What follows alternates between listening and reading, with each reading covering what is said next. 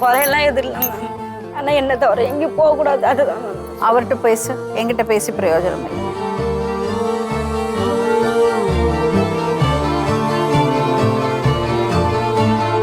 ஆகாசத்தை நான் பார்க்கிறேன், ஆறு கடல் நான் பார்க்கிறேன்.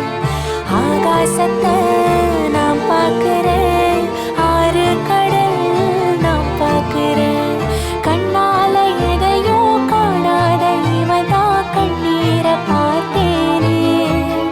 இனி என்னோட அழக பொன்னான உலக உன்னால பார்ப்பேனே. Very good. நீ பேசுமா, நீ சொல்லு அவர்கிட்ட. உனக்கு என்ன வேணுமோ சொல்லு.